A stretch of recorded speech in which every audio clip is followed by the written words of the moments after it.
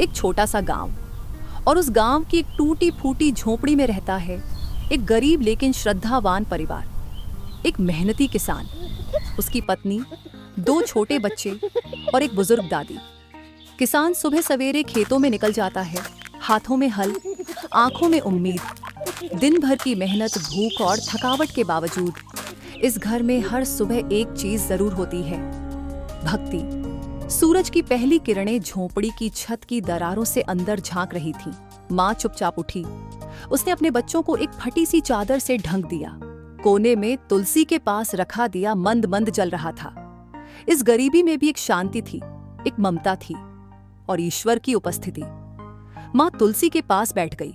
उसके हाथ में एक स्टील की छोटी थाली थी जिसमें चावल के कुछ दाने, एक गेंदे का फूल और एक लोटा पानी था। बच्चे उसके पास आकर बैठ गए। दादी खटिया पर बैठी मुस्कुरा रही थी। वो माँ नहीं, जैसे साक्षात श्रद्धा की मूर्ति बन गई हो। उसने मुस्कुराते हुए कहा, बेटा, भक्ति में सब कुछ है। माँ लक्ष्मी को सच्चे मन से बुलाओ, वो जरूर आएंगी।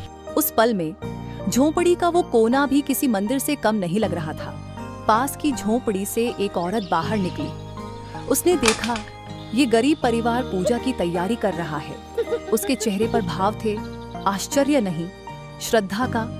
पीछे एक बुजुर्ग लाठी के सहारे खड़े थे। चुपचाप सब देख रहे थे।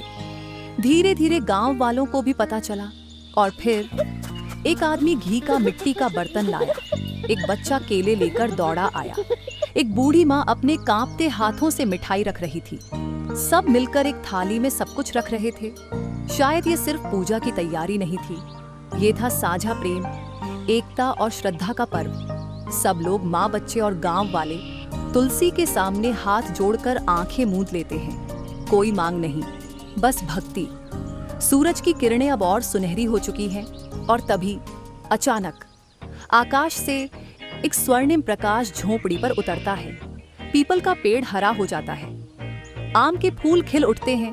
झोंपड़ी की दीवारें एक कोमल चमक से नहाने लगती हैं। बच्चे आश्चर्य से ऊपर देखते हैं। गांव वाले एक दूसरे का हाथ थाम लेते हैं। शब्द नहीं, सिर्फ चमत्कार। माँ लक्ष्मी कहीं नजर नहीं आती, पर उनकी उपस्थिति हर दिल में महसूस होती है।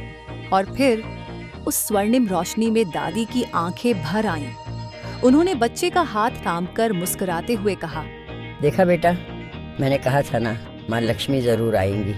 उस गांव में उस दिन के बाद कभी किसी चीज की कमी नहीं हुई और सब खुशी खुशी रहने लगे।